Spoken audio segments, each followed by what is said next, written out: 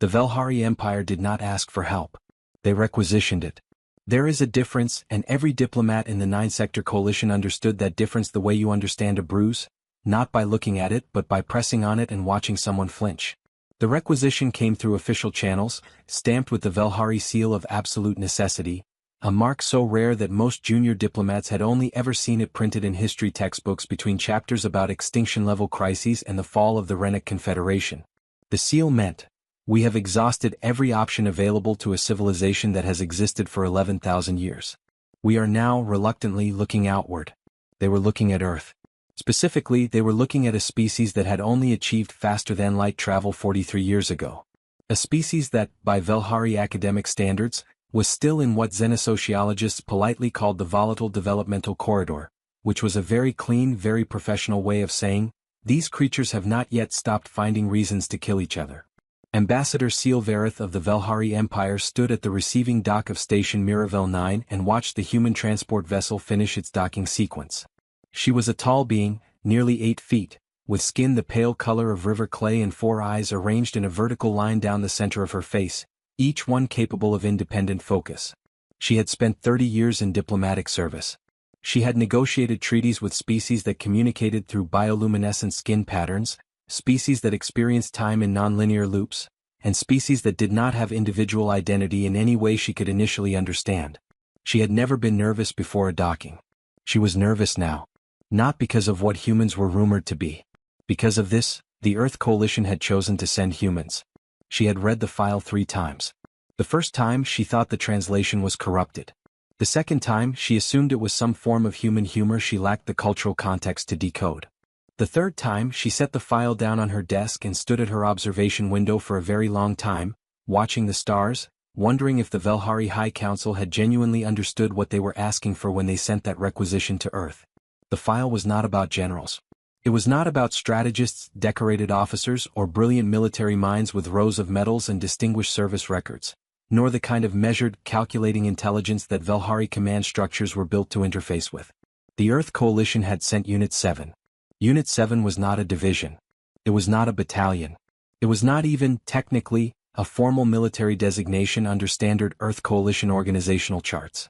It was a classification. A holding category. A bureaucratic drawer that Earth's military had quietly created sometime in the previous decade for soldiers who were, and this was the precise language used in the official documentation, language that Sealvareth had read and reread until the words felt strange in her mind, operationally exceptional but institutionally unclassifiable. In the attached behavioral assessments, human psychologists had used phrases like threshold divergent, consequence dissonant, and motivationally atypical. In the margin of one page, some human analyst had written, in small handwritten letters that the file scanner had faithfully captured, "They work. We don't know why. Stop asking." The transport finished docking. The airlock hissed. Sealvareth straightened her diplomatic sash, clasped her 4 hands in the Velhari gesture of formal welcome, and prepared herself. The first human through the door was a woman named Carla Voss. Carla Voss was 38 years old, 5 feet 4 inches tall, and had the particular quality of stillness that Sealvareth had previously only observed in deep ocean predators in documentary footage, the kind of stillness that was not rest. The kind that was patient with a purpose. She wore a standard Earth Coalition field uniform that looked like it had been through conditions the uniform's manufacturer had not anticipated. Her hair was pulled back tight. She had a small scar beneath her left eye that curved upward, giving her a permanent expression that read, across species lines with zero translation difficulty, "I have already thought of 6 ways this could go wrong, and I find that interesting rather than troubling." She looked at Sealvareth. She smiled. Sealvareth's secondary and tertiary eyes, the ones that handled threat assessment, both focused independently and simultaneously. "Ambassador," Carla Voss said. Her voice was pleasant. "Nice station. Love what you've done with the docking lights. Very welcoming." Behind her came the rest of Unit 7. Marcus Dale, who was 6 feet 2 and built like a structural support beam, was reading something on a small handheld device with the focused calm of a man on a commuter train. June Park, who entered the docking bay, looked at the ceiling, looked at the floor, looked at the walls, and then said quietly to no one in particular, "The acoustic resonance in here will be a problem if anything loud happens." Dorian Cass, who walked in eating something, noticed Sealvareth's 4 eyes, pointed at his own 2 eyes with 2 fingers in what he apparently meant as a friendly gesture, and said, Cool setup. Do they all focus at the same time, or is it a rotation thing? And finally, Yao Brennan, who was the last through the door, who had said nothing yet, who had simply looked around the docking bay with the slow, thorough attention of someone cataloging everything in the room for a reason that was not immediately clear, and who was, according to her file, the one the Earth Coalition Psychological Review Board had spent the most time on and said the least about. Silvereth looked at the five of them. The five of them looked back at her, or around her, or at the ceiling, or at their devices, or at the docking bay architecture, which was apparently acoustically concerning. "Welcome," Silvereth said carefully, "to Velhari-controlled space. On behalf of the Empire, I extend formal greeting and—" "What's the threat?" Carla Voss asked. Not rudely. Just directly. The way you ask someone what time it is. Silvereth paused. "We have protocols for the formal introduction of Ambassador." Carla's voice was still pleasant. Still calm. "We've been traveling for 19 days. We read the brief. We have questions the brief didn't answer. We'd like to get started." Behind her, Marcus Dale had not looked up from his device. June Park was still thinking about the acoustics. Dorian Cass had finished whatever he had been eating and was now looking at the docking bay doors with the specific kind of attention that made Silvereth's threat assessment eyes do something uncomfortable. And Yael Brennan was looking at Silvereth. Just looking. With the kind of attention that felt less like observation and more like measurement. Silvereth made a decision in that moment, a diplomatic decision, the kind she was trained for, which was that the Velhari Empire had 11,000 years of history, a military force spanning 9 sectors, and a crisis so severe it had required the seal of absolute necessity. And they had called Earth. And Earth had sent these people. Which meant either the Earth Coalition had catastrophically misunderstood the assignment, or they understood it better than she did. She unclasped her 4 hands from the welcome gesture. "Follow me," she said. "I'll show you everything. There are things empires do not admit. Not because they are hiding them, though sometimes they are, but because certain truths, when spoken out loud inside the architecture of power, have a way of becoming structural damage." The Velhari had a word for it, Vethsorai. Roughly translated, it meant the crack that appears when you name the weight. Their philosophers had written extensively about it. Their politicians had built entire careers around avoiding it. The briefing room on Station Miravel 9 was designed to prevent Vethsorai. Everything in it communicated stability, permanence, and control. The walls were a deep resonant blue, a color the Velhari associated with unbroken continuity. The table was carved from a single piece of tesserite stone, a material found only on the Velhari homeworld, quarried from formations that were older than most spacefaring civilizations. The ceiling displayed a slow rotating map of Velhari-held space, 22 systems, 17 inhabited worlds, and 900 years of unbroken territorial sovereignty. Carla Voss sat down at the tesserite table, looked at the ceiling map for approximately 3 seconds and said, "How long has the Kethvar been operating inside your borders?" The 4 Velhari officials in the room went very still. Silvereth, who had been preparing to begin the formal briefing at the formal beginning, said, "The brief we transmitted to the Earth Coalition did not contain that designation." "No," Carla agreed. "It didn't." Pause. "Then how?" "The brief told us what was happening," Carla said. "I received the Kethvar designation from a conversation with a Velhari cargo worker at the refueling station on Merath 2 during transport. She used the word twice and then fell very quiet, as people do when they have said something they did not mean to say in front of those they are unsure about. She looked at the officials. She seemed like she was scared. Not of me. Of the word itself." The Velhari officials exchanged a look that required no translation. Dorian Cass, who was sitting sideways in his chair with one leg over the armrest in a way that was definitely not standard diplomatic posture, said, "So what is it?" "The Kethvar. What are we actually dealing with?" The senior official, a broad-shouldered Velhari named Commander Orithden, who wore the military's deep bronze insignia and had the posture of a being who had never once in his entire career sat sideways in a chair, said, "The Kethvar are a destabilization entity." "That's a category," Marcus Dale said without looking up from his device. "Not a description." Orithden looked at him. "Excuse me?" Marcus looked up for the first time. He had a very even face. Not unfriendly. Just level. This level comes not from blankness but from having seen many things and organized them into a working system. Destabilization entity is how you classify something. It doesn't tell me what it does. Does it hack infrastructure? Does it run insurgencies? Does it use psychological operations, economic pressure, or physical sabotage? What is the actual mechanism? A long silence. Orith then said, all of those. In sequence. Tailored to the target. Tailored how? June Park asked. She had been quiet until now, sitting with her hands folded on the table, her eyes moving slowly around the room. The room is not a space. The room is a system. Walls. Beds. Door frames. The way sound would move. Orith then said that the sound was tailored to the specific psychological and cultural vulnerabilities of the civilization being destabilized, and the effort it cost him to say that sentence was visible in the way his jaw tightened on every third word. This was Vethsorai in real time. He was naming the weight. He knew the crack was appearing. The Kethvar study a civilization for years before they begin. They find the exact places where a culture's main beliefs can break down from pressure, even if no outside force is clearly seen. Silence in the briefing room. Ha, said Dorian. How long have they been studying you? Yael Brennan asked. It was the first thing she had said since entering the station. Her voice was quiet and had no particular texture to it, not cold, not warm, just present. She was looking at Orith Den with the same measuring quality. Sealvareth had noticed in the docking bay, and Sealvareth watched Orith Den, a decorated military commander, a being who had not been visibly unnerved by anything in recent memory, take a half-second longer than normal to respond. We believe, he said carefully, between 40 and 60 years. And when did you notice? Yael asked. Another pause. 7 years ago. So they had 40 to 50 years of study before you saw them, Yael said. Not as an accusation. As a confirmation.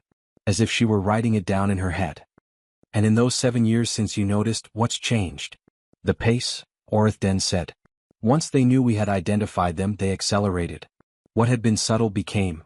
He paused. Became like this. He pressed a control button on the table. The ceiling map shifted. The 22 systems were still there, but now overlaid with something else. A slow spread of red, not solid, more like a bruise, spreading outward from 7 distinct points inside Velhari space. Not territory. Not occupation. Something that looked like pressure. 4 colony worlds have experienced cascading institutional failure in the past 3 years, Orith Den said. Not from military attack. From within. Governance structures, food distribution systems, and community trust networks are all deteriorating simultaneously in patterns that our analysts can see but cannot interrupt because by the time the pattern is visible, the mechanism is already embedded. Like a tumor that's been growing for 20 years and you only found it when it started showing symptoms, Marcus said. Yes. Orith Den said it as if the word cost something. And your military? Carla asked. Is built, Orith Vareth said, to respond to visible forces. Fleets. Armies. Define territorial aggression. We have, in 900 years of sovereignty, never faced an enemy that had no face. No fleet. No territory. Only method. The room was quiet. Carla Voss looked at her team. Something passed between them, not words, not gestures, just a quality of shared understanding that Sealvareth found difficult to categorize, the way she had found the Unit 7 files difficult to categorize, the way she was finding this entire encounter difficult to categorize. Okay, Carla said. She turned back to Orith Den. We need full access to all 7 pressure points. We need unredacted personnel files for every institution that's failed. We need to talk to regular people on those 4 colony worlds, not officials or analysts. And we need the Kethvar's full operational profile, including anything your intelligence services were too uncomfortable to include in the official brief. Orith Den stiffened. Some of that information is classified at the highest. Commander. Carla's voice didn't change. Didn't harden. Didn't soften. It stayed exactly the same, pleasant, direct, and utterly unhurried. You put the seal of absolute necessity on the requisition you sent to Earth. That seal means you've tried everything else. Which means you've decided that the risk of telling us everything is lower than the risk of not telling us everything. She tilted her head slightly. We're not here to judge what you did or didn't catch in time. We're here because you need people who understand a specific kind of problem. She paused.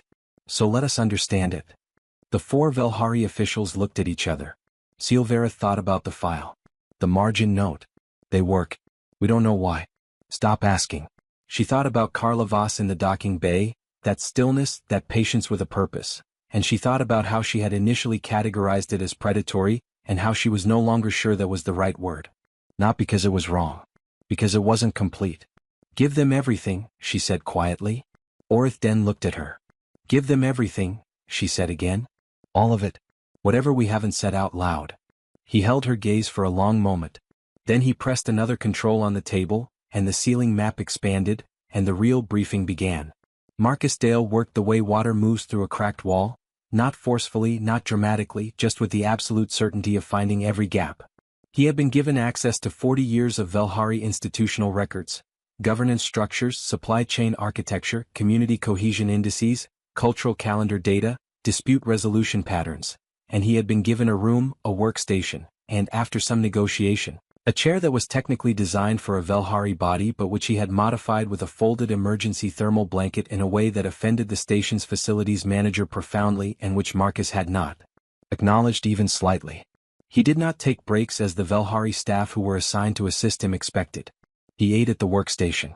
He slept in 2-hour windows, woke up, looked at whatever he had last been looking at as if no time had passed, and continued. The Velhari assistant assigned to him, a young analyst named Reith, who had been briefed to observe the human and report anything unusual, had initially filed hourly reports. After 16 hours, the reports had become shorter. After 24 hours, Reith had sent a single message to his supervisor that read, "He has not said anything alarming. He has also not said anything I can explain. Please advise." No advice came. Reith stayed. On the morning of the second day, Marcus looked up from the records and said, without preamble, "The Kethvar didn't target your institutions." Reith looked up from his station. "I'm sorry?" "The failures, the governance collapse, the food distribution breakdown, the community trust erosion, your analysts have been treating those as the targets.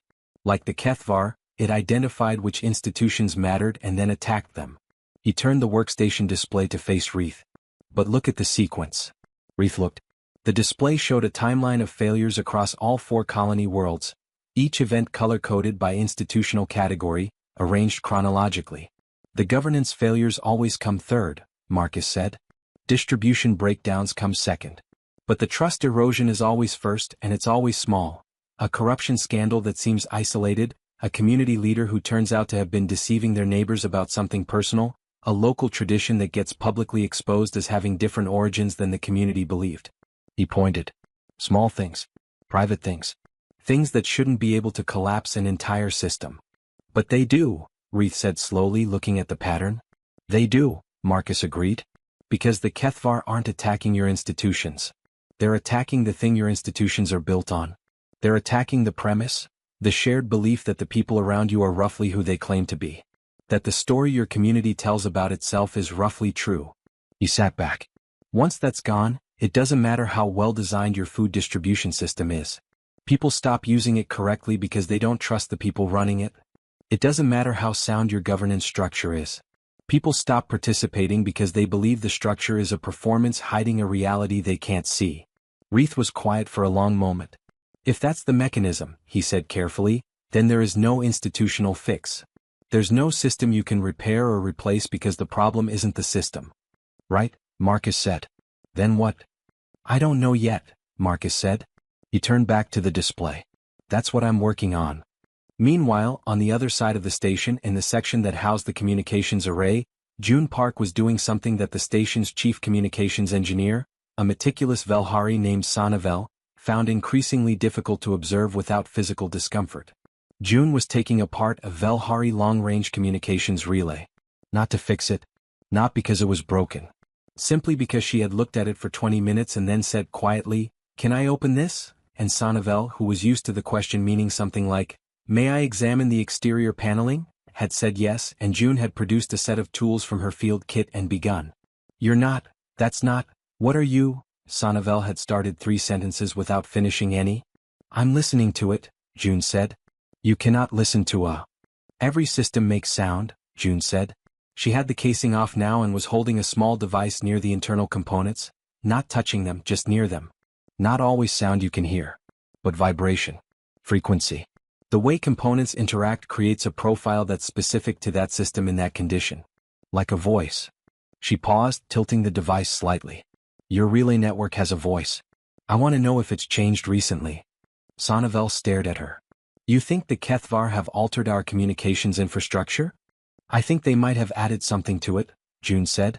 "Not removed or broken, that would be too visible." "Added." Something that doesn't interfere with function but changes what the system transmits alongside the official signal. She looked up at Sannivel. Something emotional. Subperceptual. Something that makes people who use your communications network feel, just slightly, just at the edges of awareness, that they can't quite trust what they're hearing. A long silence. That would require, Sannivel stopped. Restarted. The engineering complexity of that would be extraordinary, June agreed. Which is why no one looked for it. She went back to listening. Dorian Cass was in the station's administrative district, talking to people. This task was, on the surface, the most straightforward of the Unit 7 assignments, and it was also, for reasons that the Velhari liaison assigned to accompany him, a flustered mid-level diplomat named Oren, was finding difficult to articulate even to himself, the most unsettling to watch. Dorian talked to everyone. The cleaning staff. The cafeteria workers. The junior analysts who ate lunch at the same table every day and had stopped really looking at each other sometime in the past 2 years without noticing when, exactly, that had started. A security officer who had put in 3 transfer requests in the past 8 months and didn't know why, since she had no specific complaint. A facilities manager who had been working on the same station for 11 years and who, when Dorian sat down with him for 20 minutes and asked him what the place felt like now compared to 5 years ago, had answered the question and then gone very still and said, "I hadn't thought about it in those terms," in a voice that suggested he was now going to be thinking about it in exactly those terms for a long time. Dorian was not a therapist. He did not present himself as one. He presented himself as someone who was curious about people, which was both a strategy and completely true. He had a quality that made humans and, apparently, Velhari feel simultaneously seen and safe, which was a rare combination because usually being seen did not feel safe at all. "You're mapping the social damage," Oren said on the 3rd hour of their circuit through the station's common areas. "I'm talking to people," Dorian said. "But you're?" "I'm talking to people," Dorian said again, not correcting Oren, just restating, and Oren got the distinct impression that there was a difference between those two things that he did not yet have the vocabulary to describe. And Yael Brennan was somewhere else entirely. Carla had told the Velhari commanders that Yael was reviewing classified intelligence files in a secured room. This was true. What she had not mentioned was that Yael had finished reviewing the classified intelligence files in 4 hours, had then asked to be left alone with the room and its workstation, and had spent the following 6 hours doing something that the station's monitoring systems recorded as stationary, no observable activity. Which was not accurate. What Yael was doing, what Yael was always doing, in rooms and in fields and in places where the situation had not yet resolved into visible shape, was thinking. Not strategizing. Not planning. Those were things that happened after thinking, and most people confused them for thinking because they produced results that were easier to point at. Yael thought about the way some people breathed, continuously, without drama, as a necessary condition of being alive.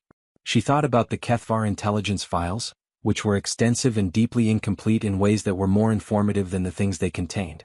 She thought about the pattern Marcus had identified, the trust erosion preceding everything else. She thought about what kind of entity chooses that approach. Not the tactical reasons for it. The philosophical reasons. What does a civilization believe about other civilizations if its primary tool is the systematic destruction of self-belief? She thought about that for a very long time. And then she thought about something else, something that had nothing to do with tactics or strategy or mission objectives, which was that the Velhari, for all their 11,000 years and their Tesserite tables and their deep blue walls designed to communicate unbroken permanence, were afraid. Not of defeat. Empires knew defeat. They had histories full of it, carefully organized into lessons. They were afraid of dissolution. Of becoming something unrecognizable. It was a civilization that looked back at what it had been but could not find the thread connecting then to now. That fear, Yael thought, was not a weakness the Kethvar had created. It was a wound the Kethvar had found. Those were different things. And that difference, she was beginning to believe, was the whole problem, and possibly, though she was not yet sure, the whole solution. While her team worked, Carla Voss was doing what Carla Voss was always doing in the early stages of a situation, which was watching. Not gathering intelligence. Not forming plans. Watching. The way you watch a fire before you decide whether it needs to be contained, redirected, or simply understood. She sat in the station's observation deck, a curved transparent surface overlooking a star field that was, objectively, beautiful, in the way that deep space always was, in the way that things that existed entirely without reference to human concerns tended to be, and she thought about the file the Earth Coalition had sent with Unit 7. Not the Unit 7 personnel files. The mission file. The one that explained why Earth had sent these 5 people in response to the Velhari seal of absolute necessity. The mission file was 3 pages long. That was not a short document, but it was a short document for an empire-scale crisis, and the length was deliberate. The Earth Coalition had learned, through decades of difficult experience, that over-instructing Unit 7 was counterproductive in the way that over-explaining a joke is counterproductive. It doesn't improve the thing work, it makes it stop working entirely. The 3 pages said, essentially, the Velhari have a problem we cannot solve through conventional means. Unit 7 may be able to solve it through unconventional means. Provide them everything they need. Do define what everything they need means. Do not define what unconventional means. Trust the process. There is no further instruction. Carla had read those 3 pages and had understood something that the Earth Coalition diplomats who wrote them probably hadn't fully articulated to themselves, which was that this mission was not about saving the Velhari Empire. It was about something much more difficult. It was about making the Velhari Empire remember what it had been before it became afraid. This was not, Carla reflected, the kind of insight that fit neatly into a mission brief. It was also, as she became increasingly certain, the only insight that mattered. Behind her, the observation deck door opened and Sealvareth walked in. The ambassador stood for a moment, her 4 eyes adjusting to the starfield's light, and then she crossed to where Carla sat and stood beside her. "Your colleagues are unsettling my staff," Sealvareth said. "I know. The communications engineer, Sanavel, has not spoken to anyone in 6 hours. She appears to be processing something." "June does that to people," Carla said. "She shows them something about the systems around them that they can't unsee. It's uncomfortable. It's also useful." Pause. "The young analyst, Reith, who was assigned to observe your Dr. Dale, he filed a report this morning that said, and I quote, 'I no longer know what I expected, but it was not this, and I think I need to reconsider several things.'" "That's Marcus," Carla said. "He makes people look at their assumptions. Feels like being turned upside down. They're usually better for it later." Another pause. "Longer." "And the one called Yal," Sealvareth said. "My security monitoring shows she has been in the same position in that secured room for 6 hours. Is she well?" Carla smiled. It was a real smile, not the pleasant, calibrated expression she wore in operational situations, but something smaller and more private. "Yal's fine. She's just thinking." "For 6 hours. Yal once spent 4 days thinking about a problem," Carla said. "The solution she came up with ended a conflict that had been running for 9 years in under 3 weeks. She paused. "Without anyone firing a single shot." Sealvareth was quiet. "Ambassador," Carla said, her voice shifting slightly, losing none of its pleasantness but gaining a layer underneath it, the way a river can look still on the surface and fast beneath, "I want to ask you something, and I want you to understand that I'm not asking it to judge you or the Empire. I'm asking it because the answer matters for what we do next." "Ask." "When the Kethvar started, the small corruptions, the personal betrayals, the exposure of community stories that turned out to be different from what people believed, when the Velhari first started experiencing that, before it became institutional collapse, before it became a crisis, was there a point where the Empire's response made it worse?" A very long silence. The star field turned slowly outside the observation deck. "Yes," Sealvareth said finally, quietly, in the voice of someone putting down something they'd been carrying for a long time. "When we identified it as a destabilization campaign, we responded as we do to all threats. With containment. With information control. We told people that the corruptions were isolated, that the betrayals were individual failures, that the community narratives were fine, and that there was nothing systematic happening. We protected the story of who we were by refusing to acknowledge that the story was being attacked. And the people who were living through the corruptions and the betrayals," Carla said, "how did it feel to be told it was isolated and individual while they were experiencing something that felt systematic?" Silence. "It felt," Sealvareth said slowly, "like the Empire was one more thing that could not be trusted." "Yes," Carla said. "Outside stars. Inside, the particular kind of silence that follows the naming of a weight. Vethsorai," Sealvareth thought. "The crack that appears when you name the weight." But then, and this was not something she had expected, she noticed that the crack she had expected to feel did not feel like structural damage. It felt like a window. "What do you need from us?" she asked. Carla looked at her. "Tell me about who the Velhari were," she said, "before they were afraid." On the 4th day Yael left the secured room. She went to the station's communication center, where Sanavel was still working. Or rather had returned to working after 6 hours of processing something that June Park had shown her about her own communications infrastructure. She had not repaired the relay June had opened. She had rebuilt it, and in rebuilding it had found, exactly as June had predicted, a subperceptual frequency modifier embedded in the relay's secondary broadcast layer, so small and so elegantly placed that it had been there, Sanneval estimated, with the particular sick certainty of someone who is very good at her job realizing something terrible, for at least 12 years without anyone noticing. It did not disrupt communications. It accompanied them. It added to every signal that passed through the relay network, to every official broadcast, every personal message, every routine administrative transmission, a frequency that was not quite sound and not quite signal, that sat just below the threshold of conscious awareness, that created, in the bodies and minds of those who received it, a sensation that could best be described as doubt. Not in doubt about anything specific. Just doubt. A faint, sourceless, irresolvable uncertainty that accumulated over years and years of exposure, into a generalized inability to fully trust what you were seeing, hearing, and being told. June had found it in 3 hours. It had been operating for 12 years. Sanneval had not slept since. Yael found her at her workstation, cross-referencing the modifier's architecture against the station's complete historical maintenance logs, trying to determine the exact entry point. "Have you found where it came from?" Yael asked.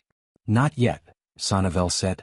Her voice had the texture of someone who was running on determination instead of rest. "But I will." "I know," Yael said. "I need something from you though. The modifier, can you reverse it? Can you use the relay architecture to transmit the inverse frequency?" Sanneval stopped. Looked at Yael. "You want to broadcast the opposite of doubt." "I want to clean the signal," Yael said. "Whatever the modifier does, I want to undo it.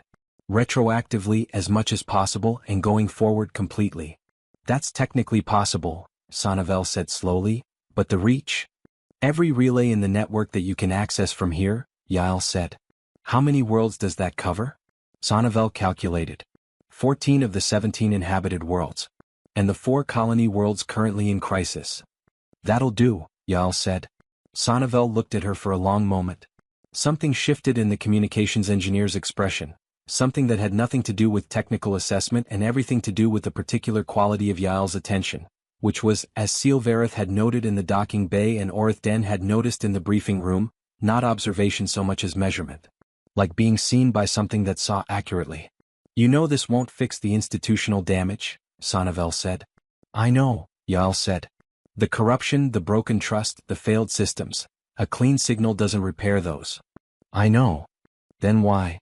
"Because," Yael said, "people who have been breathing poisoned air for 12 years do not know they have been breathing poisoned air. They just know they feel a certain way and they've built their understanding of themselves and each other around that feeling. Before anything else can be repaired, before Marcus's work matters, before Dorian's work matters, before anything the Empire does matters, people need to be able to think clearly. Even briefly. Even just enough to start." Sanneval was quiet for a long time. "How long until you can do it?" Yael asked. "If I stop sleeping for days?" "Stop sleeping," Yael said. "And then, in a gentler register, I'll bring you food." That evening, or what counted as evening in a space station, which was mostly a matter of lighting adjustments and social agreement, Yael was in the secured room again when the workstation received an incoming signal. Not through official channels. This frequency should not have been able to reach the secured room. A frequency that the station's security systems had no record of ever having been used. The signal contained a message. The message was short. "You found the modifier. Faster than we expected." Yael looked at it for a long time. Then she typed, "Yes." Pause.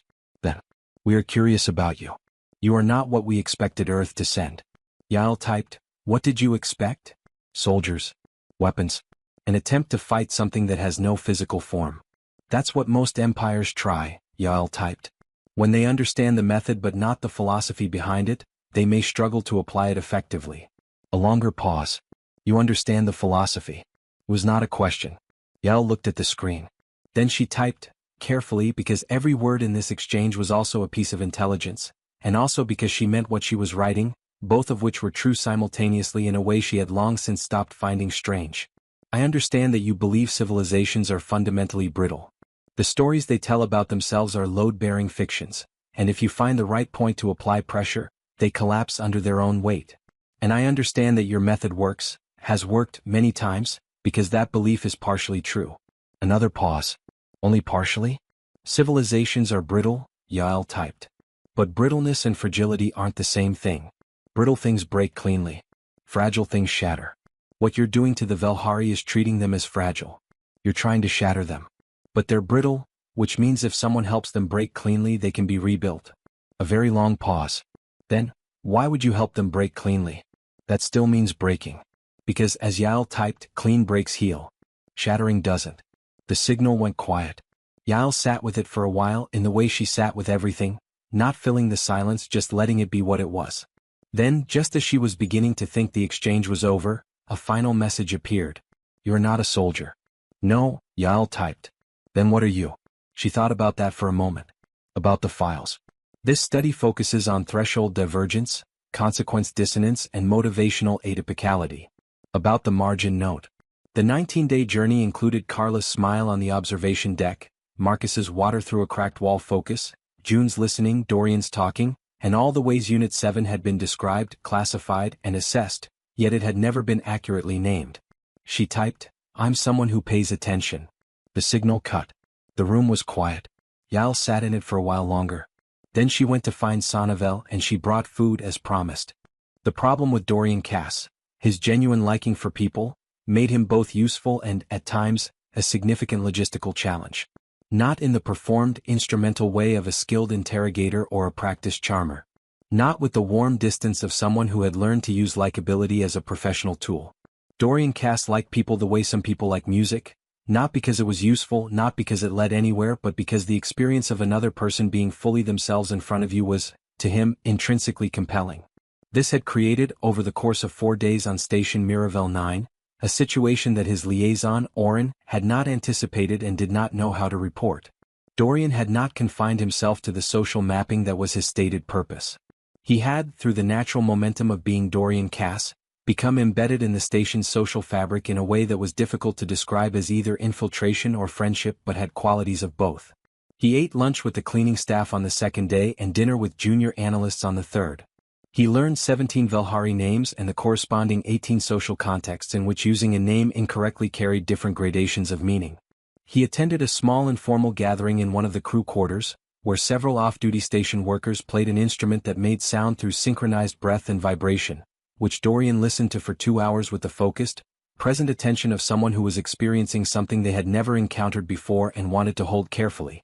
The station, which had felt to its residents like a place that was slowly draining of something unnamed, was beginning, incrementally without announcement, and without anyone quite sure when it had started, to feel slightly different. Not fixed. Not healed. Just less like a place where people had forgotten how to be easy with each other. Oren filed a report about it. The report said, I don't know what Dorian Cass is doing, but the cafeteria staff have started talking to each other again during shifts, and the security officer who submitted 3 transfer requests has not submitted a 4th. I don't know if the information is relevant. I'm uncertain whether there's a causal relationship. I don't know what I'm observing. Please let me know. No advice came. On day 4, Dorian sat down across from Oren himself. They were in the cafeteria. Dorian had 2 cups of something, a Velhari hot beverage that he had developed a genuine fondness for, which was not something he had expected and which had delighted him in proportion to how unexpected it was, and he put one in front of Oren without asking. Oren looked at it. I am your assigned liaison, he said. You are aware that my role includes monitoring and reporting on your activities. I know, Dorian said. How's that going? Pause. It's going, Oren said carefully, in ways I don't have the correct forms to describe. Dorian smiled. It is not the warm, distant smile of a practiced charmer. The actual one. Tell me something about this station that isn't in any report. Oren looked at him. That's an unusual request. I know. You're asking me to deviate from official? I'm asking you, Dorian said, what this place was like before. When you liked being here. Oren's 4 eyes focused and refocused in a pattern Dorian had come to recognize as the Velhari equivalent of a long, slow blink. Not evasion, but processing. The kind of pause before you say something you haven't said in a while because you'd stopped being sure it was safe to say. It was, Oren started. Stopped. Restarted. There was a period, 6 or 7 years ago, when the station felt like a place where important things were happening. Not just administratively. Genuinely. This station sat at the crossroads of 3 diplomatic corridors, and there were times when you could feel, could sense, that the decisions being made here had weight. That we were part of something that mattered. He paused. I don't know when that stopped. I know that it did stop. And I know that I stopped noticing that it had stopped, which is perhaps the most unsettling part. Dorian nodded slowly. He was not writing anything down. He never wrote anything down. It was all going somewhere inside him, organized in ways he couldn't have explained, but that had never once, in his experience, failed to be there when he needed it. The Kethvar didn't steal that feeling from you, Dorian said. They made you stop believing it was real. Oren looked at him. There's a difference, Dorian said. One is loss. One is, you still have the thing. You just stopped being able to see it. He tilted his cup slightly. The question isn't how to rebuild what was taken. The question is how to help people see what's still there.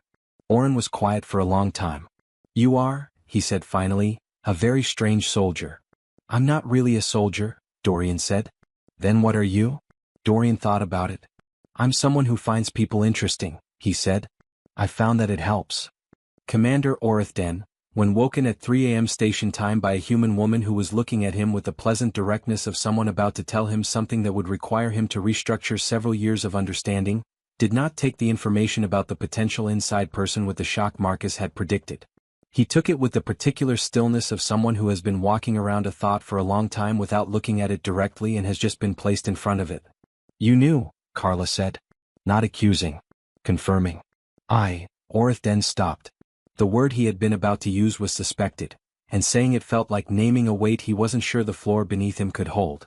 There have been moments, he said carefully, when the response team's analysis did not match what my field experience told me about the situation, where the recommended course of action seemed, not obviously wrong but, directed. It was as if the conclusion had been decided before the analysis was performed. And you didn't escalate that. I raised concerns, he said, with the stiffness of someone defending a position they know is partially indefensible. They were addressed through additional analysis that came to the same conclusions through slightly different reasoning. Which is exactly what would happen if the person producing the analysis was the inside person, Carla said. Pause. Yes, Orithden said. I need the internal communications, Carla said. All of them. I need access for Dr. Dale, unsupervised, within the next 30 minutes.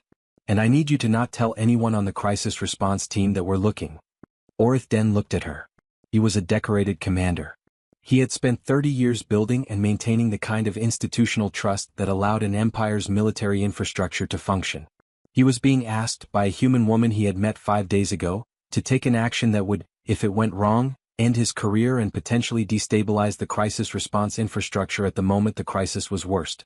He was also being asked because the Empire had put the seal of absolute necessity on the requisition. You will locate the source, he said. Not a question. We'll find the source, Carla confirmed. And then? Carla looked at him steadily. Then you'll deal with it. It's your empire. It should be your justice. Something shifted in Orithden's expression, something that Silverith, watching from the doorway where she had appeared at some point during the conversation, recognized as the precise emotional quality that the Velhari had no single word for but that old philosophical text described as the moment a weight becomes a foundation. I'll get you the access, Orithden said. On day 5, Marcus Dale looked up from his workstation at 3 a.m., station time, the corridors quiet, the lighting dim to its night cycle, Reith asleep in the chair next to him in the graceless, profound way of someone who had not meant to fall asleep but had run out of options, and said to no one, "Oh." Not loudly. Not dramatically. Just quietly, in the tone of someone who has been looking for something in a room for a long time and has finally realized it was never in the room. He looked at the display for another 10 minutes, confirming. Then he went to find Carla. She was awake. She was often awake at this hour, in the way that people whose minds run on something other than standard human circadian rhythms tend to be. Not insomnia, not anxiety, just a different relationship with night and the particular quality of thinking it enabled. She was in the observation deck. Marcus sat down next to her, looked at the star field for approximately 2 seconds out of courtesy, and said, "The Kethvar have an inside person." Carla looked at him. "In the Empire?" "In the Empire's crisis response infrastructure," Marcus said. "Specifically, this refers to the team assembled 7 years ago to analyze and respond to the Kethvar threat.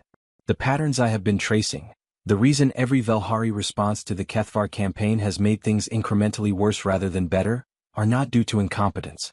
It's not bureaucratic dysfunction. It's guidance. Someone inside the crisis response team has been shaping the response to ensure it amplifies the damage rather than containing it. Silence. You're sure, Carla said. I've run the pattern 11 different ways, Marcus said. Every strategic decision that turned a manageable situation into a cascading failure has a common characteristic. It addressed the visible symptom and systematically ignored the mechanism. Every time. Without exception. Over 7 years. He paused. An institution can make the same analytical error twice. 3 times maybe. 7 years of consistent, systematic failure to correctly identify a mechanism. Ambassador, it took me 2 days to find it in the records. Took me 2 days. It is not invisible. It is not subtle. Something is preventing the people responsible for looking at it from doing so correctly. Carla was quiet for a long moment. Does anyone else know? She asked. Reith might, Marcus said. He's been sitting with me long enough that he's started seeing the patterns too. He hasn't said it out loud, but I've seen him look at the same data points 3 times in a row in a way that means he's about to connect something. And the inside person, do you have a name? Not yet, Marcus said. But I have a method. I know what the guidance looks like in the record trail. Which means I can work backward from the decisions to whoever was in the position to shape them. He paused. I need access to the crisis response team's internal communications. Not the official records, the actual communications. Messages. Meeting notes. The informal record. That's going to require going through Orith Den, Carla said. I know, Marcus said. Which is relevant, because Orith Den is on the crisis response team. Pause. He's not the inside person, Marcus said quickly. His decision signature is different. He makes the wrong calls, but in the way people make wrong calls when they're being given bad analysis. He's a victim of the guidance, not the source. He paused. But going to him for access means the inside person learns that we're looking. Which changes the timeline. Carla looked at the stars. How long do you need, she asked, if you had access right now? 2 days, Marcus said. Maybe less. And if the inside person knows we're looking? They'll do one of 2 things, Marcus said. Disappear into the noise or act before we can identify them. What does acting look like in this context? Marcus considered. Probably not violence, he said. That's not the Kethvar method. More likely they'll initiate whatever the next phase of the campaign is before it's ready. Accelerate something that was supposed to be gradual. He paused. Could cause a crisis that's harder to walk back from. Carla nodded slowly. Okay, she said. She stood up. I'm going to wake up Orith Den, she said. And I'm going to tell him that we have reason to believe his crisis response team has been compromised, and I'm going to ask for the internal communications records, and I'm going to watch his face when I tell him that to get a clearer read on whether he already suspects the truth. And if the inside person finds out we're moving? Marcus asked. Then we'll need Yael to be ready, Carla said. Marcus looked at her. Is Yael ready? Yael, Carla said, with the particular quality of certainty that comes from knowing someone the way you can only know someone if you have been in genuinely terrible situations with them and watched how they moved through it, is always ready. The name was Counselor Vethsaran. She had been on the crisis response team since its formation 7 years ago. She was 63, a career analyst, deeply respected within Velhari intelligence circles, and the author of 3 foundational texts on strategic threat assessment that were taught in every Velhari military academy. She had silver-gray skin and a quiet manner and had, in 7 years of systematic misdirection, never once appeared to be anything other than entirely dedicated to the empire she had spent her career serving. Marcus found her in the records in 19 hours. Not through a smoking gun. Not through a single devastating document. Through the accumulation of small consistencies. The way her analytical framing always nudged group thinking toward treating symptoms. The way her dissents from correct trajectory minority opinions were always just persuasive enough to redirect without appearing obstructive. And the way her access logs showed a pattern of late-night document reviews that lined up with every major strategic shift in the Kethvar campaign's acceleration timeline. He brought it to Carla. Carla brought it to Orith Den. Orith Den sat with it for a long time, longer than the evidence required, the way you sit with something when the intellectual confirmation is complete but the emotional comprehension hasn't caught up. She was my mentor, he said finally.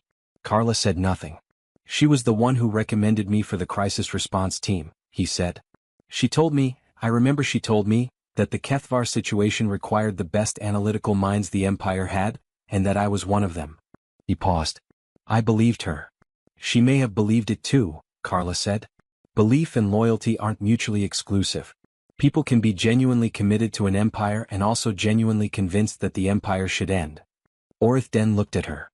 The Kethvar don't recruit through coercion, Marcus said from his station across the room. Their psychological operation profiles suggest ideological recruitment. People who believe the civilizations they're destabilizing are worth destabilizing. Who have a philosophy about it. He paused. She didn't betray you because she was bought or blackmailed. She did it because she believed something. What could she believe? Orith Den said, and his voice had a quality in it that was not anger, that was beyond anger into something harder and quieter, that would make this worth doing? That's the question you need to ask her, Carla said. He looked at Carla. Not us, Carla said. You. This has to be you. The confrontation happened in a small conference room, just Orith Den and Vethsaran, while Carla waited outside with Sealvareth and listened to the quality of the silence. There was no audio feed. Orith Den had been clear about that. Whatever happened in the room was between the Empire and itself. Unit 7 had found the source. The rest was Velhari business. It took 2 hours. When Orith Den came out, he looked different in a way that was difficult to quantify. Not older, exactly, not broken, but like a being who had walked through a room where the furniture had been rearranged and whose body had not yet adjusted to the new configuration. She believes, he said, and his voice was steady and terrible in the way of voices that are achieving steadiness through enormous effort, that the Velhari Empire has been, for 300 years, engaging in a slow cultural annexation of every civilization in its sphere of influence. That our expansion is not military conquest but something she called gravity colonialism, the use of economic and cultural weight to pull smaller civilizations into alignment with Velhari values until their own values become subordinate and eventually invisible. He paused. She believes the Kethvar are offering those civilizations the opportunity to reclaim what we have taken. Silence. And us? Sealvareth asked. The Empire itself? She believes, he said, that we need to experience what we have done to others before we can be trusted to stop doing it. The corridor was hushed. Carla looked at the floor for a moment. Then she looked at Sealvareth. Is she wrong? Carla asked. A very long silence. She is not entirely wrong, Sealvareth said in a voice like the sound of something structural shifting. The gravity of colonialism, it is not official policy. It is not deliberate in the way she describes. But the effect, she stopped. Restarted. We have a word. Vethsorai. The crack that appears when you name the weight. She paused. I have been saying it means that naming a weight causes structural damage. I think I have been using it to avoid the other meaning. What's the other meaning? Carla asked. The weight was already causing damage, Sealvareth said. The crack was already there. Naming it only makes it visible. The corridor held that silence for a while. Ymgi, Sealvareth said then, quietly to herself as if finding an anchor, which was not Velhari, which was not a language Carla recognized, but which had a quality in her voice that translated without translation. From now for me. From here forward. The specific grammar of a decision has not yet been spoken out loud, but it has already been made somewhere underneath language. Carla heard it. She said nothing. Some moments don't require a response. They only require a witness. On day 7, Sanavel finished the inverse frequency array. She had not slept. She had eaten what Yao brought her and nothing else. She had worked with the focused, consecrated intensity of someone doing a thing that they understood, not just technically but morally, to be important. She had rebuilt 7 relay nodes in the station's communication architecture, coordinated remotely with sympathetic relay engineers on 4 other stations across the Velhari network who had been quietly read in on the situation by Orith Den after the confrontation with Vethsaran, and engineered a broadcast solution that was, by any technical standard, extraordinary. June Park stood next to her when it was complete and looked at it with the same quality of attention she brought to everything, that acoustic, systemic listening kind of attention, and said, "It's beautiful." Sanavel looked at her. The communications engineer had the hollowed, incandescent expression of someone at the far end of exhaustion who has made something they're proud of. The inverse frequency will propagate through the network over the course of 6 days, she said. It won't reach every relay simultaneously. There will be a wave effect. Some communities will clear before others. That's okay, June said. Actually, that might be better. Why? Because if the doubt lifts everywhere at once, people won't know why, June said. They'll attribute it to coincidence or to something they did or to something chemical. If it lifts gradually, in a wave, the communities that cleared first will be ahead of the ones that haven't cleared yet. They'll have something to say to each other about what changed. She paused. The communication between them will do some of the work. Sannivel was quiet for a moment. You think about things differently than I do, she said. You think in systems, June said. So do I. My systems have more sound in them. Pause. Is that what you meant? Sannivel asked. When you said you were listening? When you listened to the relay? Yes, June said. Every system produces a frequency. Healthy systems have a specific quality to them, a kind of coherence. Damaged systems have dissonance. The modifier your relay was carrying, it introduced dissonance into the signal. Gradually, over years, the people receiving it internalized the dissonance as the normal sound of their world. She paused. When it clears, it's going to feel very strange to people. Like a sound they had stopped noticing, it has now ceased. Like the air has changed. She looked at Sannivel. I need you to help me prepare communications for the communities that will be receiving the broadcast. Something they can read or hear when the change happens. So they know what it is. So they're not afraid of it. What do I say? June considered. Tell them, she said, that something was in the signal that shouldn't have been. That it's gone now. That the confusion they may have been feeling about the people around them and the world around them was not theirs, it was introduced. And that's what they feel now. Going forward, they are closer to themselves. She paused. Tell them, Caro, starting now from this moment. Caro, the signal is clean. Caro, you can begin to trust what you hear. Sannivel wrote it down. She sent it to the relay engineers on the 4 other stations. At 0400 station time, on the 7th day since Unit 7 had arrived at Miravel 9, the broadcast began. It was not visible. It made no sound that could be heard. It remained silent and did not proclaim a victory or signal a turning point in the language of drama and declaration. It was simply a frequency moving through the network, quiet, clean, and patient, passing through 14 worlds like a hand smoothing something that had been crumpled for a long time. In the communication center, June Park sat next to Sannivel and listened. Not anything a human ear could hear. To the coherence returning. To the dissonance leaving. To the sound of a system beginning, slowly, cautiously, in the specific tentative way of things that have forgotten what health felt like, to sound like itself again. This is the part that the historians got wrong later. The official records, the ones that entered the Coalition archives and the Velhari historical texts and the Earth Coalition mission reports, described what happened next in terms of strategic outcomes and diplomatic resolutions. The Kethvar's operational infrastructure in Velhari space was identified and systematically dismantled over the following 8 months. The 4 colony worlds began stabilization processes. Vetsaran's case opened a conversation within the Empire, painful, contested, not quickly resolved, about the gravity of the colonialism charge and what the Velhari owed to the civilizations in their sphere. Earth and the Velhari Empire formalized a relationship that was not an alliance exactly and not an alliance equivalent. Something without a clean name, which the diplomats worked on naming for 2 years before giving up and simply calling it what it functionally was. The arrangement. All of that happened. All of that mattered. But it was not the thing that the Velhari stood in disbelief of. The event that left the Velhari in disbelief occurred on day 8, the day before Unit 7's departure, in the station's main assembly hall. There was no ceremony planned. No formal proceedings, no diplomatic ritual, no official marking of what Unit 7 had done. Carla had been clear about that. They had come to work, they had worked, and they were going. The Velhari tendency to formalize everything was, in this instance, something to be gently declined because formalization would turn the experience into a monument, and monuments are for things that are over, and this was not over. The moment was a beginning, which is a different shape entirely. But the station's residents, the cleaning staff, cafeteria workers, junior analysts, the security officer who had not filed a 4th transfer request, the facilities manager who had answered Dorian's question about what the place felt like, and Reith, who had stopped filing reports altogether and had simply been present at Marcus's workstation because he did not know how to be anywhere else, had gathered informally in the assembly hall. Not to give speeches. Not to present medals. Just to be in the same space as the people who had been in their space for 8 days and had, without announcement, without drama, without the performance of heroism that the Velhari historical tradition would have recognized and categorized and archived, simply changed something.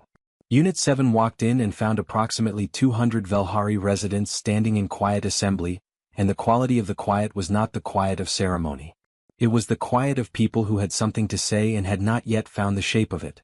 Silverith stood at the front of the gathering. She had not planned a speech. She had prepared one and then looked at it that morning and set it down, because the words she had prepared were the words for a monument, and she had just finished thinking for the first time clearly about the difference. She said instead something simple. She said, "We did not know what we were asking for when we sent the requisition. We expected soldiers, strategy and force applied against force. We expected to receive something we could categorize and deploy and point at outcomes and say, this is what fixed it." She looked at the 5 members of Unit 7 standing at the entrance to the assembly hall, Carla still, Dorian with a cup of Velhari beverage he had somehow acquired en route, Marcus with his device, June listening to the room's acoustics, and Yael simply present in the way that Yael was always present, which was like a landmark present, like something that had always been there and by being there made the geography around it legible. Instead, Silvereth said, "We received people who paid attention." The hall was quiet. "We do not have a word for what that is," she said. "For people who can walk into the damage of a civilization and find, not the structural failures, not the enemy's hand, not the visible symptoms, but the shape of the wound beneath the symptoms. Who understands that some things can't be fixed by being attacked. Some damage can only be addressed by first understanding it clearly enough to see that it was never the whole story." She paused.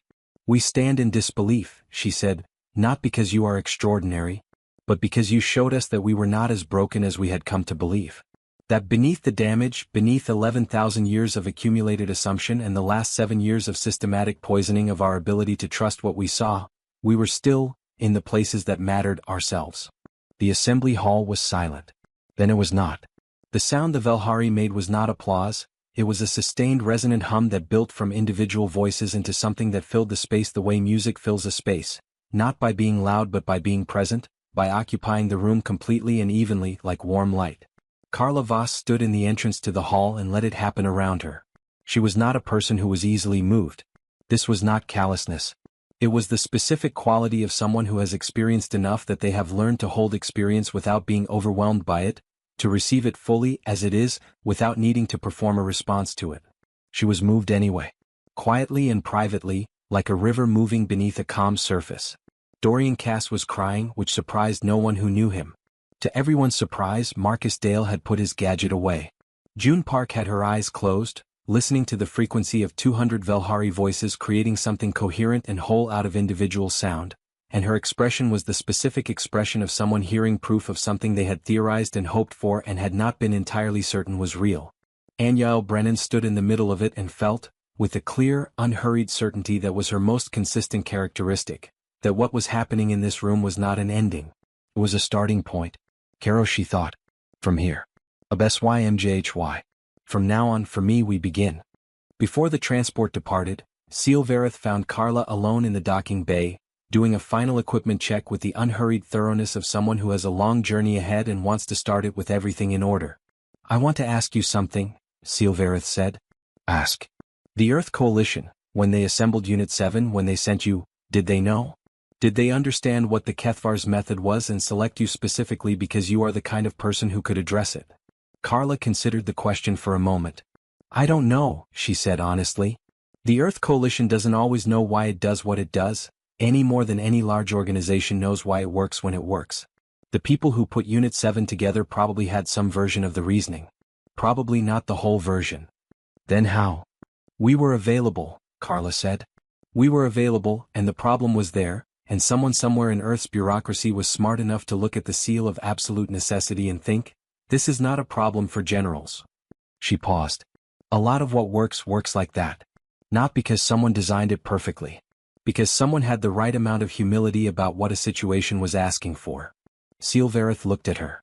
"You were not what we expected," she said. "Any of you." "I know," Carla said. I have been trying to find the Velhari classification for what Unit 7 is. For 11,000 years of taxonomy and organizational theory and I cannot find." "Don't look for one," Carla said. "Not unkindly. The hardest things to classify are usually those that do not fit within the problems they solve. Which is frequently why they can solve them." Silvereth was quiet for a moment. "Will you come back?" she asked. "If we need." "Send the requisition," Carla said. "We'll see what we can do." She finished the equipment check, picked up her bag, turned toward the transport. "Ambassador," she said without turning back around. "Yes." "The gravity of the colonialism question, the one Vethsaran raised. Don't let it become a monument either. Don't let the Empire resolve it in one big reckoning and file it away. Let it stay alive. Let it be a thing you're still working on. She paused. The civilizations in your sphere, they'll notice. Not the formal policy change. They're working on it. They're still asking. That's what changes how they see you. A long pause. That is, Silvereth said softly, the most difficult thing you have said to me.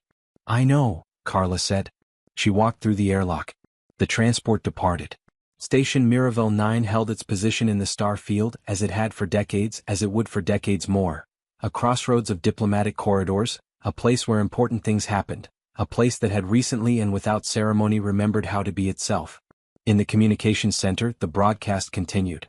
On 14 worlds in the relay network, the signal moved, clean, clear, patient, through the infrastructure of a civilization that was, carefully and imperfectly and without guarantee of outcome but with the specific quality of deliberateness that is what intention looks like when it's real, beginning to remember the difference between the weight it carried and the crack that had been there underneath it all along.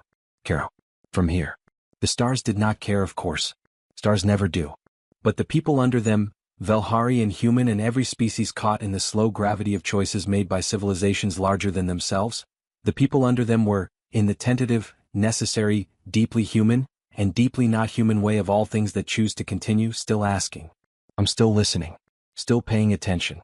This ultimately marks the start of everything.